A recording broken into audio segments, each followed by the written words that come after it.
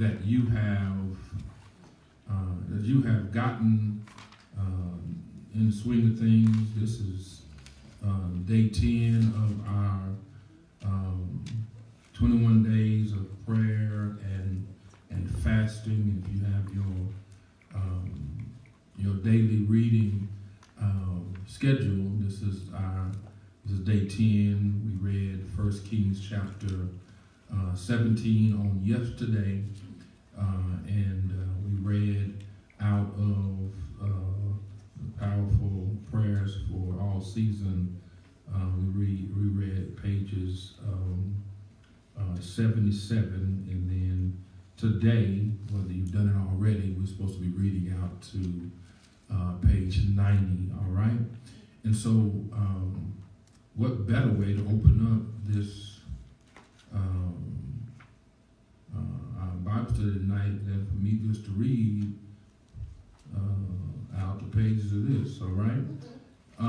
We on the video today, I read a short segment of our book, and I talk about my favorite movie, which is Ali. And here last couple of weeks I used Ali analogy in one of the sermons. But I hope this is helpful. Page 78 on how Muhammad Ali actually became Muhammad Ali. Yeah. We know that he was born in Cassius Clay and lived in Louisville, Kentucky, and that he ran into a situation that his bike was stolen. And I want to read those pages beginning on page 79. It says, and when they returned their bikes were gone. They had been stolen. A police officer, later mentioned in the book, observed the incident and came up to Cassius and his friends, and he recognized how mad he was. And Cassius looked at him and said, when I find who stole my bike, I'm going to beat him up. The police officer responded and said, if you're going to fight, you need to learn how to fight right. He offered to give him boxing lessons. The officer's name is Joe E. Martin, and it was with the officer Martin's help that he helped spark Cassius' boxing career. Cassius took lessons seriously, grew up having a great boxing career, and he dominated the ranks of amateur boxing, and he even won the gold medal in the 1960 Olympic Games. And it was sometime after that he changed his name from Cassius Clay to Muhammad Ali. He was a figure, a polarizing figure in his day, and he was suspended. Of course, we know by history he was suspended from boxing because he protested the Vietnam War and was suspended. But it didn't stop him from training. He continued to train, and after his suspension, he came back even stronger than he was before. Isn't it amazing how Ali, who trained as Cassius with Officer Martin, went on to become the 3-time world heavyweight champion of the world. And after the death of Officer Martin, his widow, Christine, was interviewed and said Cassius was very easy to get along, and he was very polite. He would always do what you asked him to do. I credit his mother for this. While the other young men were distracted, looking for trouble, whistling at young girls, Cassius stayed away from the distraction. He was focused from the very beginning. He was often found reading the Bible his mother had given him. Isn't the story of a champion's life fascinating? Yes. Here's one of my favorite quotes from Muhammad Ali. He says, I hated every minute of training, but I said, don't quit Suffer now and live the rest of your life as a champion. All of us who are children of God, we have been called by God to be more than a conqueror. While he was a champion in his own right, and I believe one of the greatest boxers who ever put on some gloves. All of us have the same ability to be champions. But we have to, as Joe Martin taught young Cassius Clay, we got to learn how to fight right. If we're going to fight, if we're going to win the bout of life, we've got to learn how to fight and fight right. Thus, we spent these 21 days learning and studying how to pray in all seasons of life. There's not going to always, every fight is not going to always be the same. Just as every boxer that Muhammad Ali came up against, every boxer wasn't the same. And thus, every challenge that you and I will come up against, they're going to be different.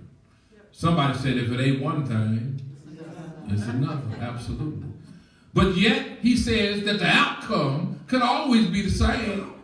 He says that we come out being champions. But we have to go through the training. As children of God, we got to understand that we just can't lay hold to the cross and the blood of Jesus and lay it all on him.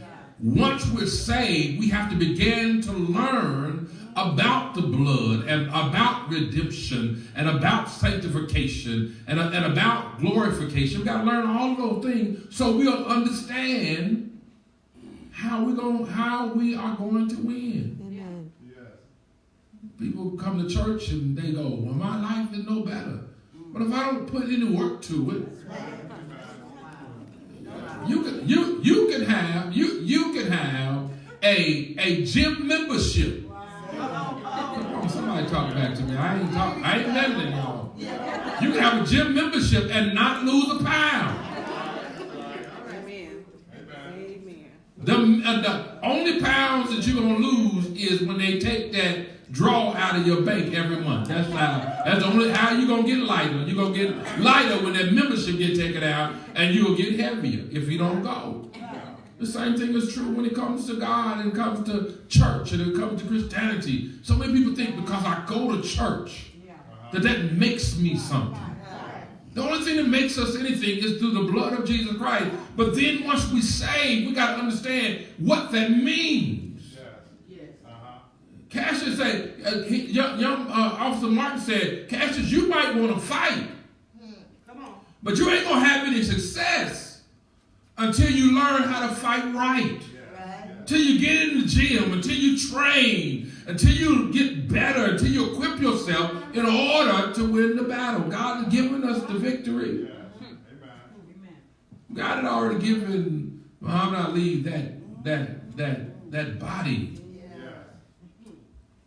But he had to learn how to fight. That's right. And fight right. But here's the thing, brothers and sisters. We're going to be like Muhammad Ali. We ain't going to like the training. But here's the deal. You cannot involve yourself in a training and live your life as a loser and a wimp and not a warrior. You cannot be in training and you can live your life as a victim and not the victor. But if you want to live your life the way God has given it to us, we've got to learn how to train. And here's the thing we need to understand. Everything that you go through is training ground.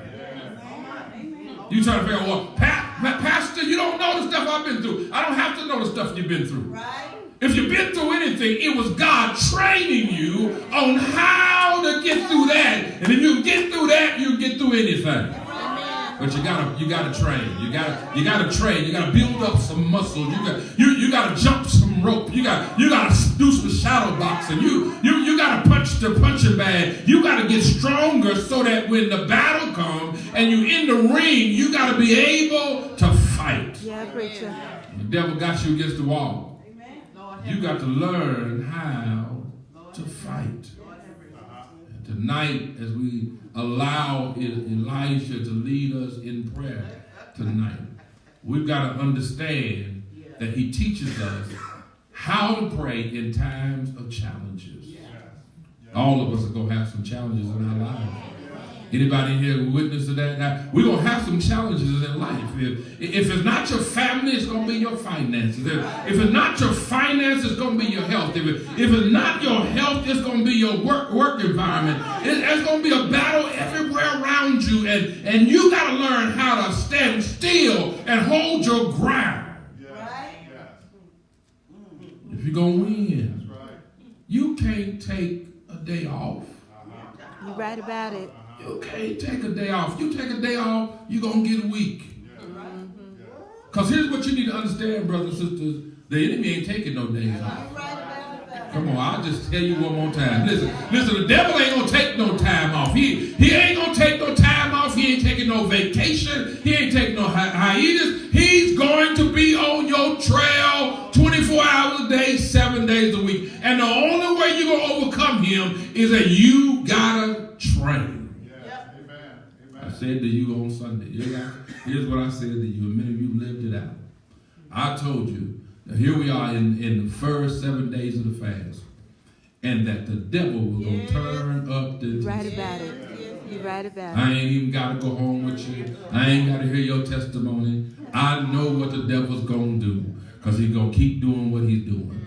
The closer you try to get to God, and the closer and the more you start trying to dedicate yourself to God, the more he's going to turn the heat up. But here's what you need to know. He's already defeated. Come on, just touch a neighbor and just say, he's already... Listen, y'all, you need to... Listen, you touched the wrong person. You need to give somebody a high five that believe like you believe and say, he's already defeated. You just holler at him. He's already defeated. Listen, he can turn up the heat all he wants to. That's right. Just ask Shadrach, Meshach, and Abednego. He can turn up the heat all he wants to, and the ones that try to throw you in the fire will get burned up by the fire, and not a hair on your head will be singed, because they can turn up all they want to, but he's already defeated. You need to know that today. I know what we're doing is challenging. I know what we're doing is that we're standing against evil. We're standing up against evil. We're standing up against the enemy, his demons, and his organization. But I want you to know, keep on standing. Yeah. And when you're done all the standing you can, just stand on anyhow. Because in the end, you're going to win. I heard my pastor earlier today at a funeral. He said, all God has ever asked us to do is just be faithful. Listen, you ain't got to fight back. Just be faithful. You ain't got to be famous. Just be faithful. That's all he called you to do. Because if you're faithful, yes, the Lord will fight your battle. We'll learn this week that he'll say, it ain't your battle. You ain't got to get even. You ain't got to try to dig no ditches. You ain't got to try to use the devil's weapons. All you got to do is just be faithful. And he said, the battle ain't yours, it's mine. But when they reject you, they ain't rejecting you. They're rejecting the God in you. Don't you worry about it. Don't you fret. Let them walk away if they walk away. Let them turn their thumb down on you if they got to turn their thumb down on that. Let them not call you no more. It's all right if you're just standing for what's right. God is going to stand right there with you. I'm already in the lesson. Let me just walk you through this 1 Kings chapter 18. 1 Kings chapter 18. Beginning at verse 6 in chapter 18, what we read today out of the powerful prayers for all season. We read chapter 18 today after reading chapter 17. And we understand that chapter 17 is the training ground. It's the training ground for what God was about to do in his life. He runs to a place that God tells him to run to, and then God supernaturally sends him food by a raven and a bubbly brook and then all of a sudden, guess what? The brook dried up. I hope y'all got that yesterday. That the brook gonna dry up, and your brook's gonna dry up not because you're doing something wrong. Sometimes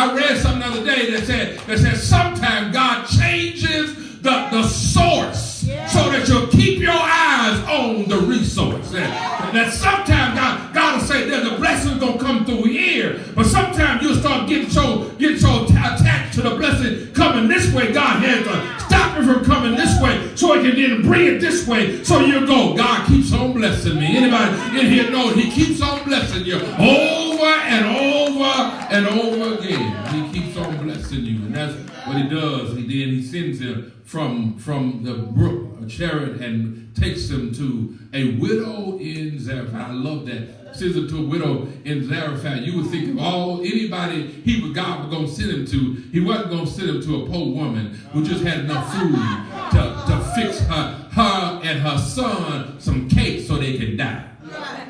Now he just sat by a brook and drunk from a crystal clear stream and got food delivered to his room every night by a raven.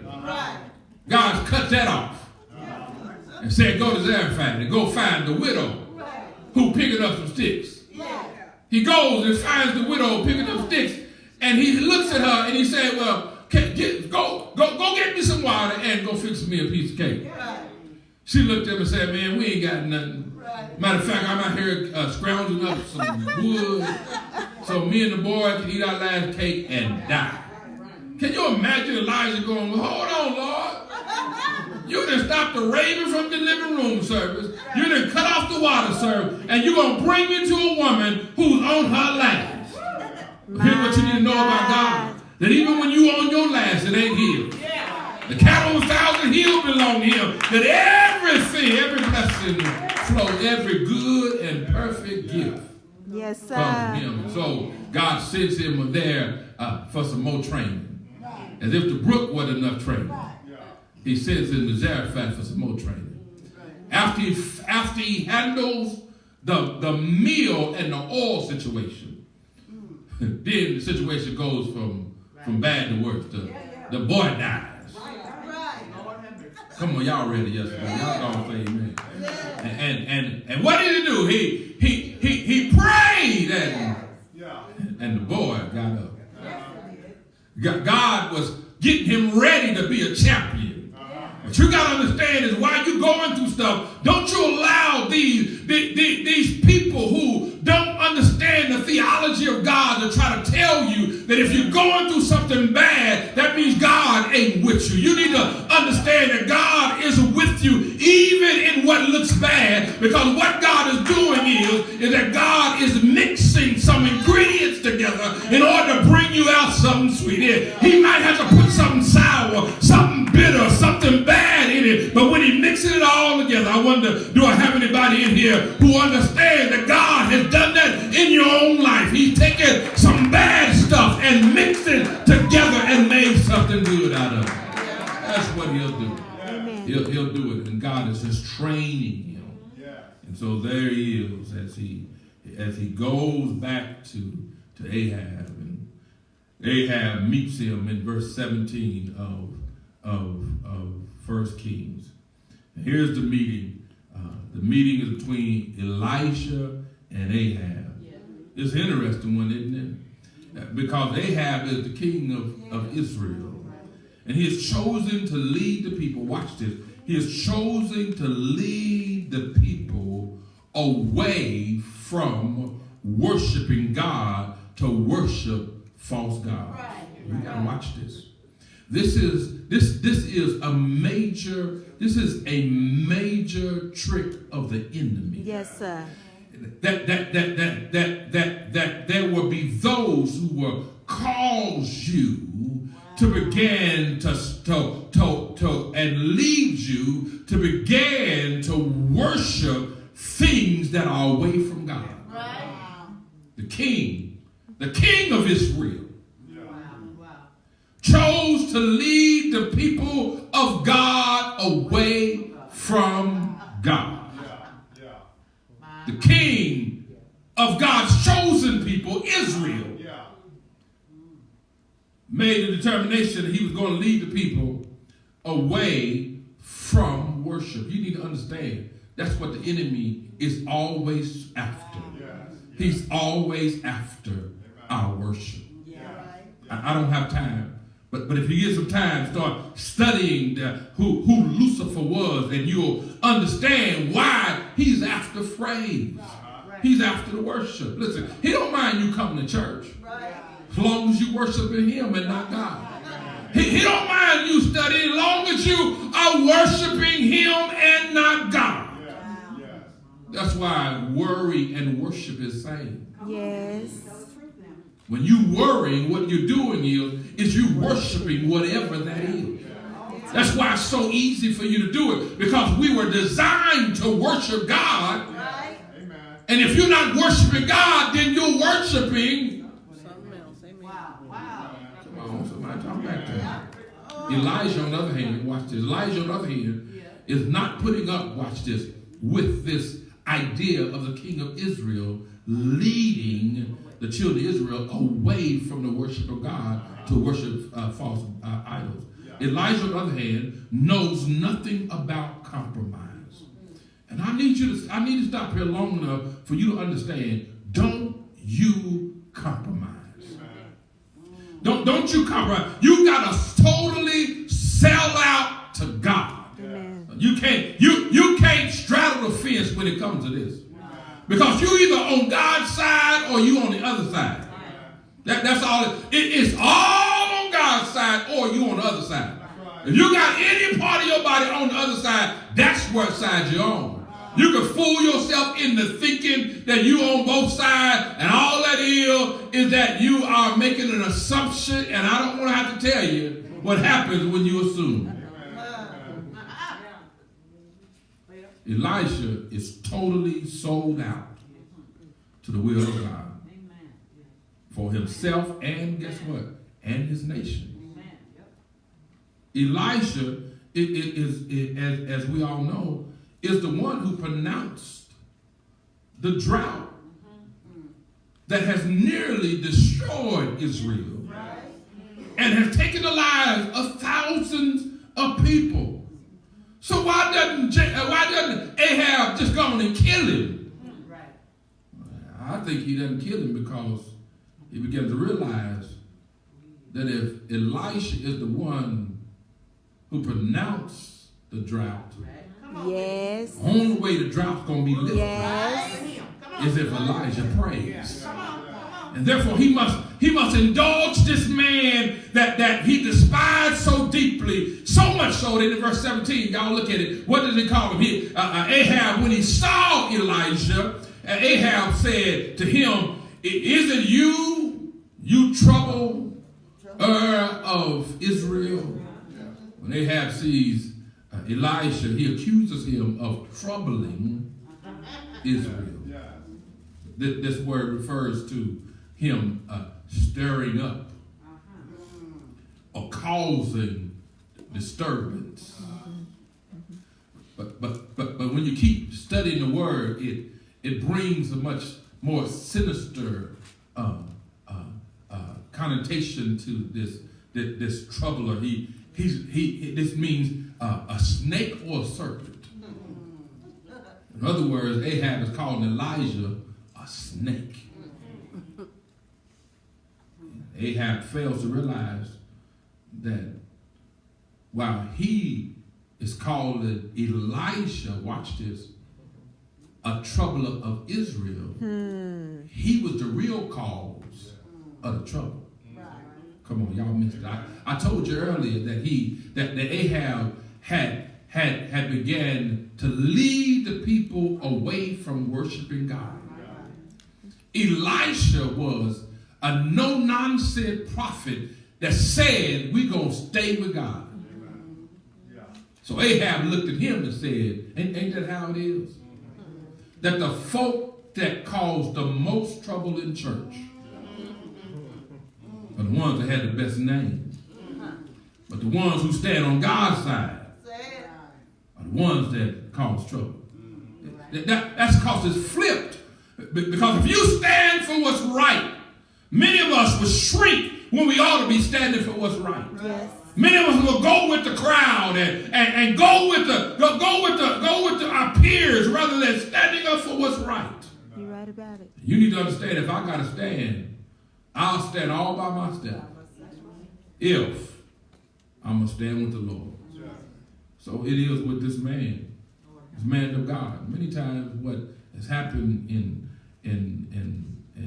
churches is that when it comes to the pastor, when it comes to the preacher, the man of God, people will always get angry at the truth that comes from the pulpit. But they fail to realize that when the truth comes from the pulpit, the truth is coming from God. And God is just showing them that He loves them. You remember when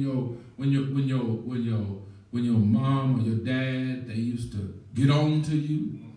When they got on to you, you thought, I don't like it. But the older you got, the more you began to thank God.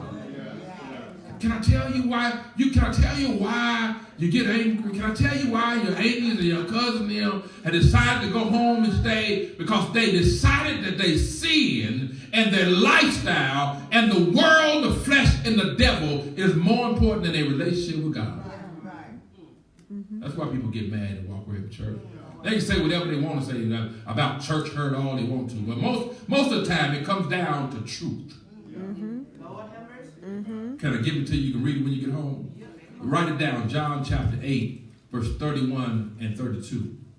When you get home, you read it, and it says, so Jesus said to the Jews who had believed in him, he said, if you abide in my word, and you are truly my disciples. When you abide in my word, you will truly be my disciples. Here it is that we try to quote without the context. We quote, and you will know the truth, and the truth will set you free. Guess what?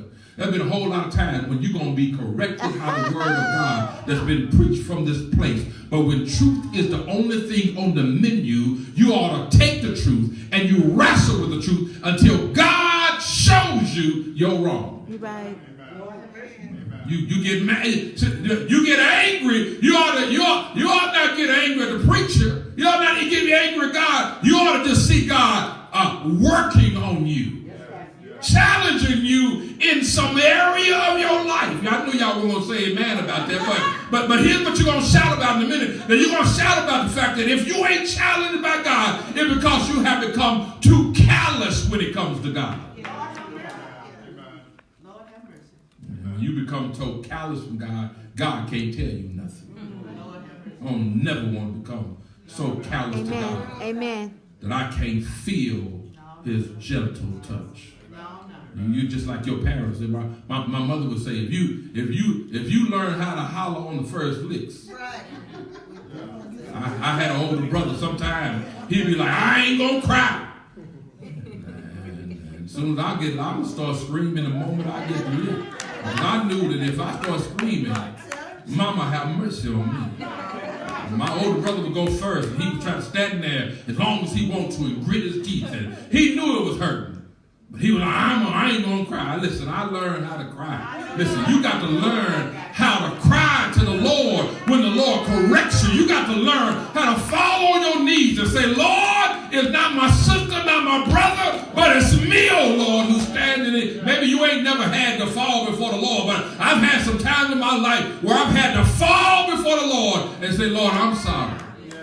Amen. And listen, if you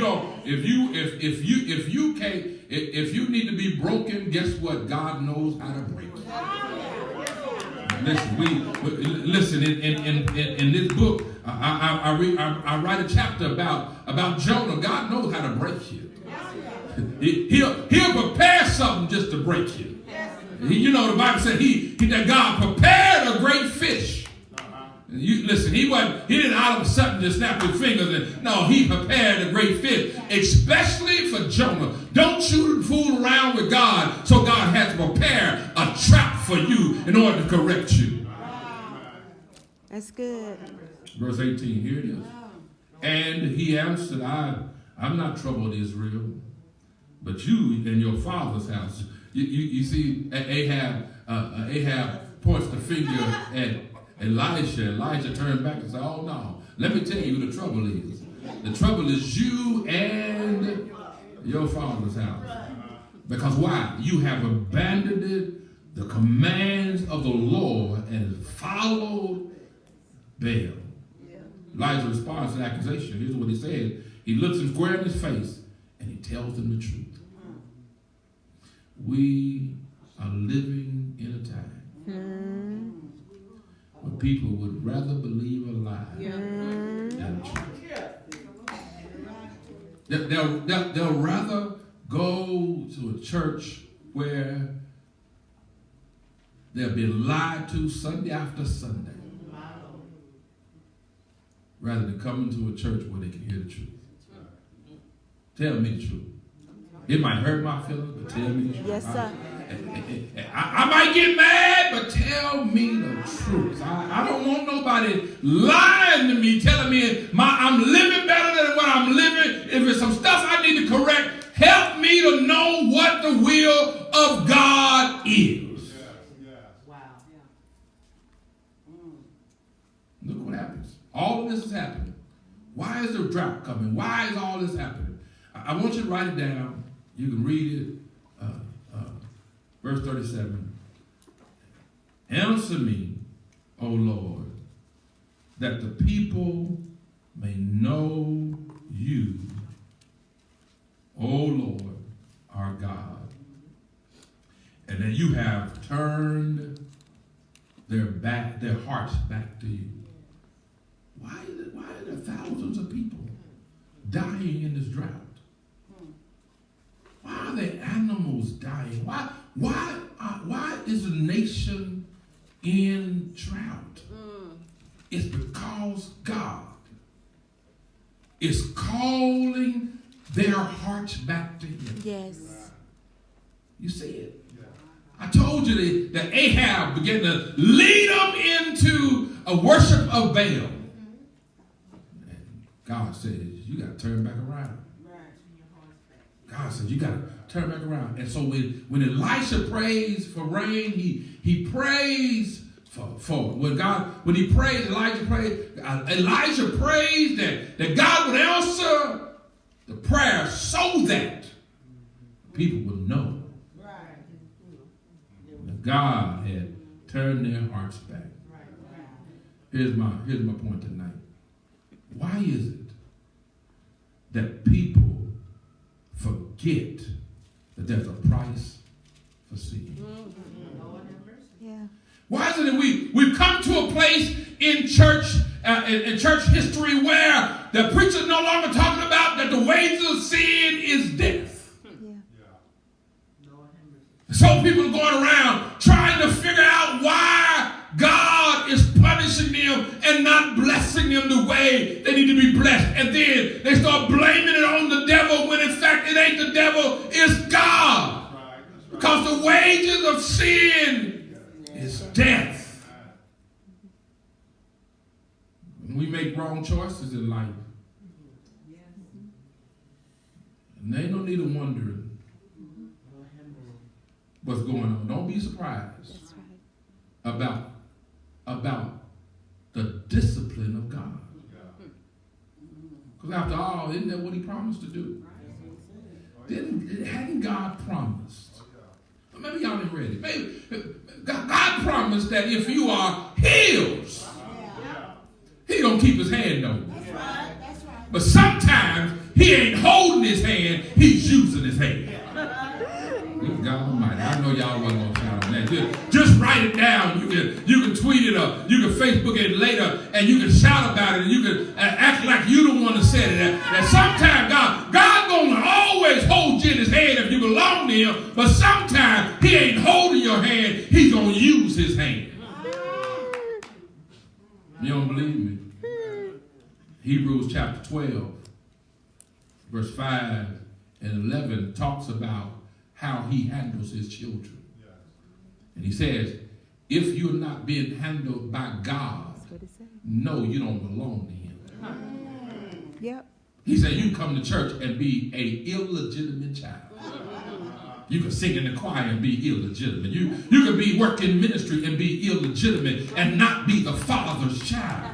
But he said, but if you're wrong and the Father corrects you, that correction lets you know that you are his child. I love that. Your correction says that you are his child. I can't read all of it, but in verses 5 through 11, you can read it in your leisure. And verse 8 said, if you are left without discipline, in which all have participated, then you are illegitimate children. You are illegitimate children and not a son. He said, if God is whooping everybody else in the house and he skips over you, know that says more about your relationship with God than the whooping does. Come on, somebody. The whooping is happening because God said everybody that I whoop belongs to this house. But if I skip over you, why you looking and trying to figure out why am I able to do sin? Why am I able to participate in it? Why am I able to keep doing this stuff and God ain't bothered me because you ain't healed? You healed. Yeah. He said, I'll discipline you. Read it when you get home. It'll bless you. He said, if your earthly father know how to discipline his children, how much more does your heavenly Father know how to discipline them? Ain't nothing wrong with every now and then God to letting go of our hands so he can use his hand. I said, Lord, just keep on using your hand. As long as your hand is on me. I don't want to ever have a day when the Lord's hand ain't on me. I don't know about you. Listen, I don't care what I do. If I'm doing it wrong, I want the Lord to correct me. I don't want the Lord to leave me alone. I don't want the Lord to look at me and say, you don't belong to me. I don't want the world to look at me and say who your daddy is. He says, in Galatians 6 and 9 said, let us not grow weary. Yes. Don't grow weary in doing good. For in due season you will reap. If you don't give up. Listen, keep holding on. Don't give up. I know we're living in a time now where it's so easy. Because guess what? You can do stuff now and nobody will say nothing to you. You can fight, you can cuss, you can cut. It don't matter. And as a matter of fact, people will honor you for that. Don't get caught up in that. Because we live in a time, y'all. Listen, I never thought I would live in this time. Where, think about it, where it almost like the gates of hell have just opened up and everything is okay. And if you stand for what's right, you the oddball. That's right. Yeah. So many of us, we shrink back. When it comes time to challenge, we won't stand up for what's right. Elijah commands Ahab. He says, hold on. Get all the people. This Ahab's going to go down. You get all the people of Israel and all the prophets of Baal and all the other prophets and bring them here. Verse 19, now therefore send and gather all of Israel and Mount Carmel and the 450 priests, prophets of Baal and the 400 prophets of Asherah who eat at Jezebel's table. Listen to what is going on, y'all. Listen, I ain't gonna make it through all this because it didn't got good to me. Listen to the prophets of that day. Asherah was the female, the prophetess. It's the prophetess that with Esra, which was the female part of the prophet of Baal, and all the prophets were eating at Jezebel's table. They were not speaking on behalf of God. They were sitting at Jezebel's table, being fed by Jezebel, and when they were fed by Jezebel, guess who they came out talking about? The idol. Jezebel's God. That's right. I know I'm on live. I got to be careful.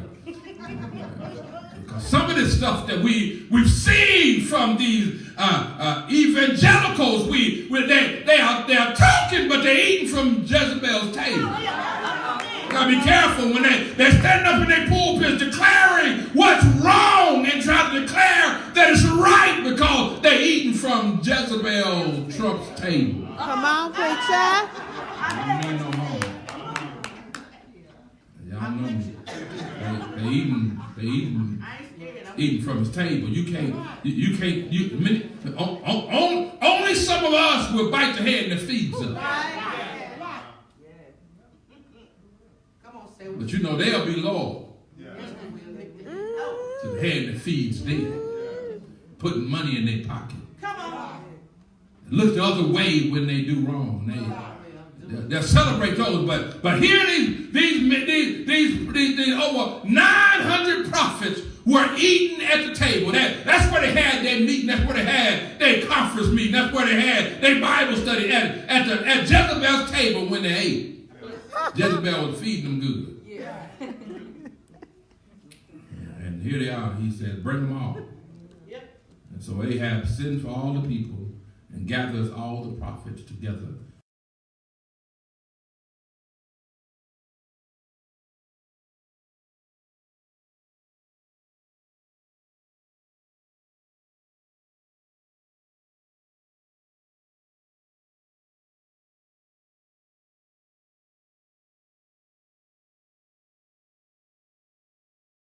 Understand. Here he is speaking and all it, and Jezebel had already said what he should go and do to him. Right. But he keeps on talking though. Yeah. Ahab calls him the troubler of Israel, but he keeps on talking. Sometimes people will try to silence you, but you got to say that I got a right, I got a responsibility to make God's will known. Get mad at me if you want to. But I got to keep on speaking. And here's what you need to understand. That whether they're shrinking in the face of challenges that you would think most prophets would do, Elijah keeps on talking. Yeah. And he keeps on talking because he knows something. He knows that God is on his side. Come on, somebody help me. Now, I know later on he gets a little confused later on, but right now he's strong in his faith. Yeah. You understand?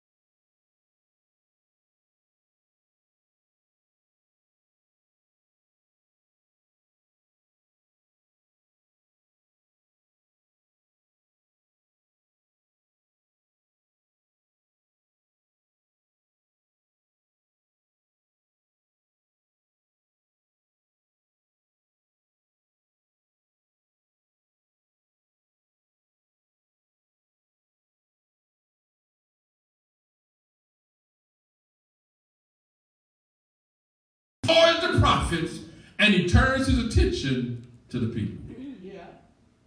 Notice what he does. Verse 21. And Elisha came near to what? To all the people. Say it. All the people. Verse 21. And Elisha came near to all the people and said, what? How long will you go limping between two different people? He started looking.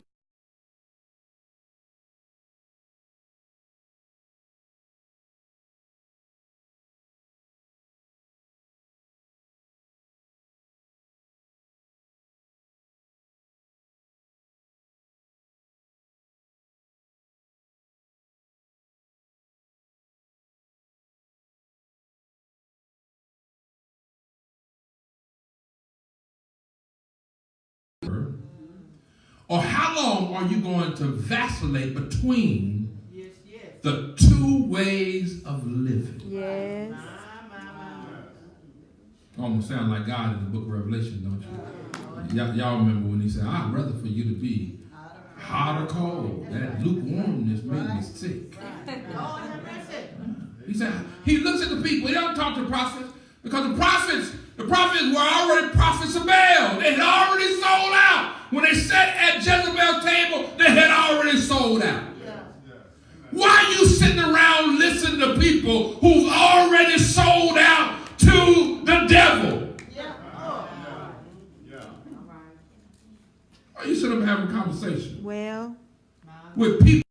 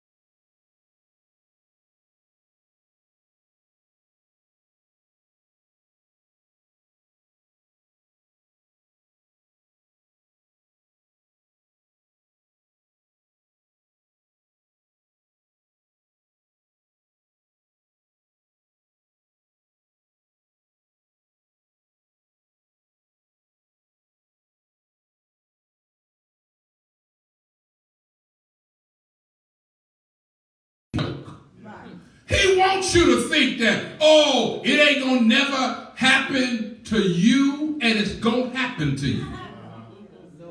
Ain't going to happen to my family. Ain't going to happen to my daughter. Ain't going to happen to my son. Yeah, the devil ain't going to do it. I got him under my feet. I wish you would. You need to realize the devil ain't playing, and he playing for keeps.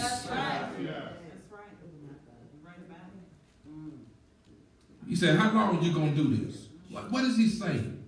What is he saying, Pastor? He's saying these people were guilty of trying to hold the hand of God and hold the hand of Baal at the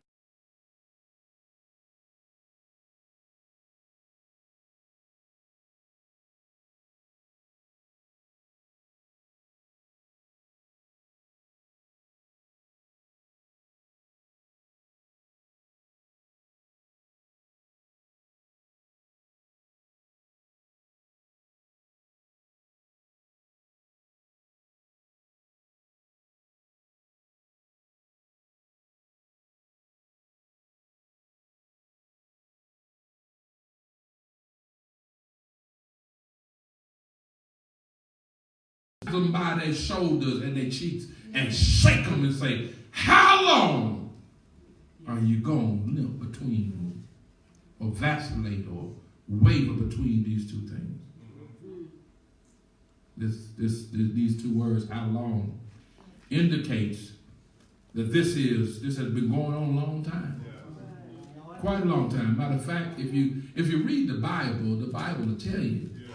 You remember when Ahab looked at Elijah, called him the trouble. He said, the trouble ain't me. The trouble is you and your father's house. He said, it's been going on a long time. And so it is in the church. People want the assurance that they are saved and a member of a church, but they still want to hold on.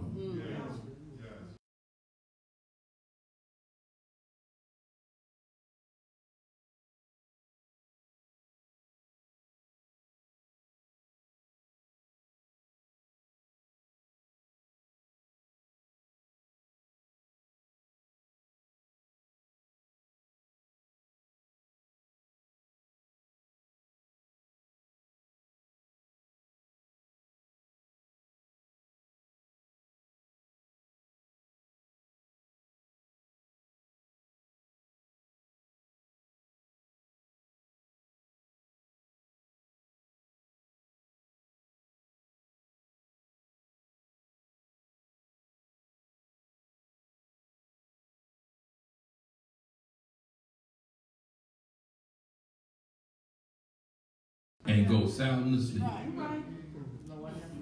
and not say thank you. Ladies and gentlemen, that's not going to work. It's not going to work. You need to understand that we've looked the other way a long time in this country.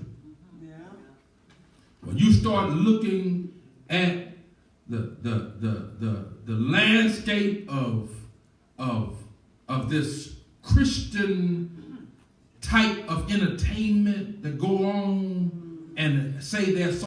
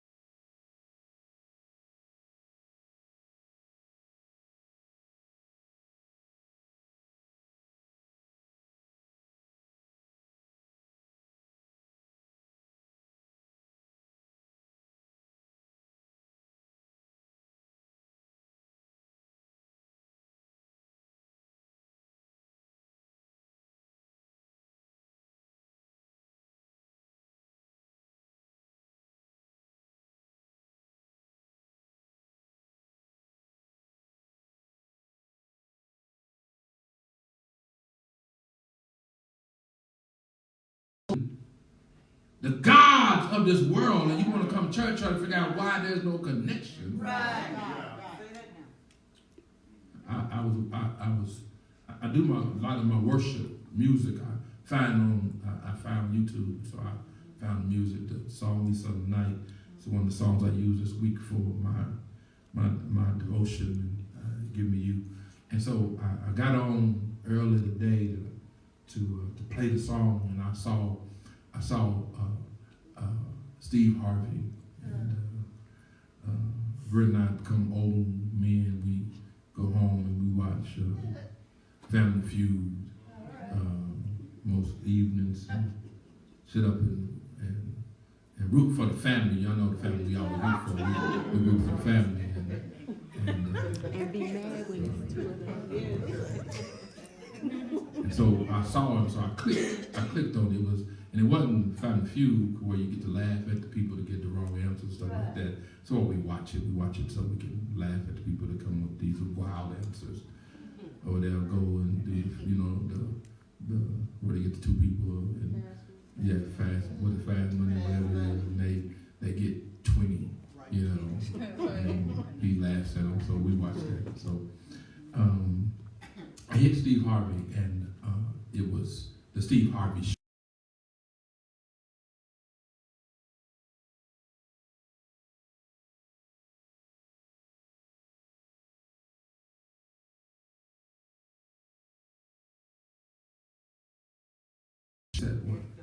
I want to ask a question to Steve. Steve said, "Well, okay, you want to ask a question?"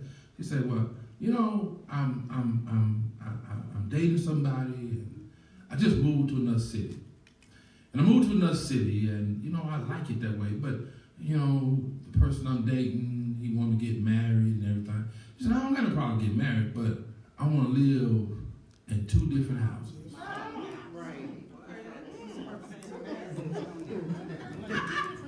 So Steve kind of looked at her. He said, "Well, don't judge me." He said, "Oh, there's going to be some judging in just a few minutes.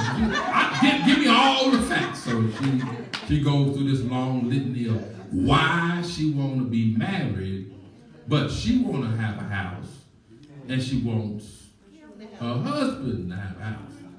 So Steve said, "Okay, all right, okay. Now, is that all the information?" So she said, "Yeah." He said, "Oh, so here's the judging time, all right?" So she said, "Yeah, I just want the male perspective." He said, "Okay, I'm going to give you the male perspective." He said, "But hold on, let me ask, anybody in the audience want to get married and have your husband or your wife or your spouse live in another house? One woman stood up. Said, yeah. So he said, take the mic over there. First question, he said, are you married?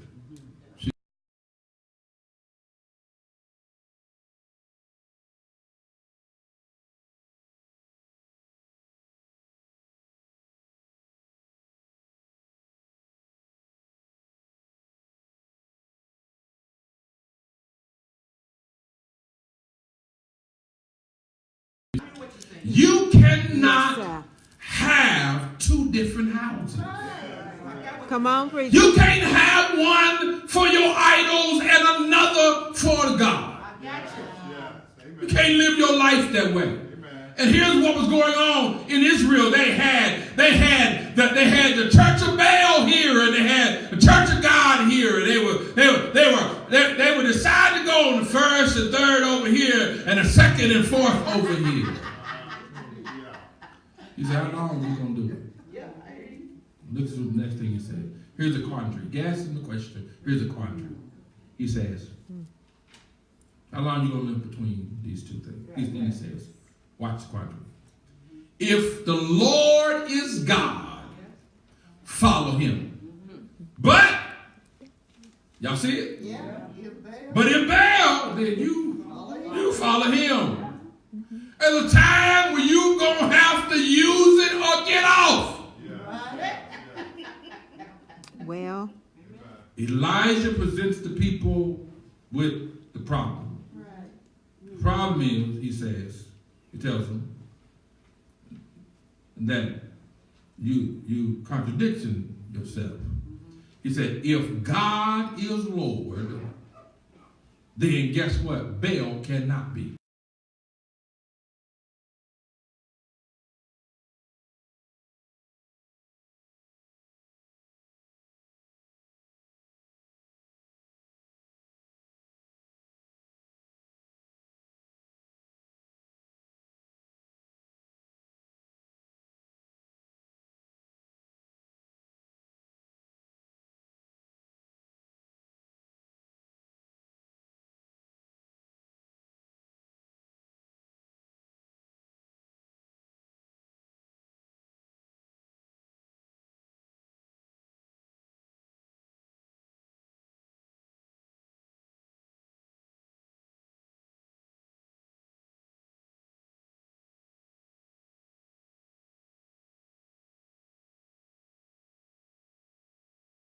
Regular basis, you have chosen. amen. You can choose without choosing. If you choose not to choose, you done chose. I won't even try to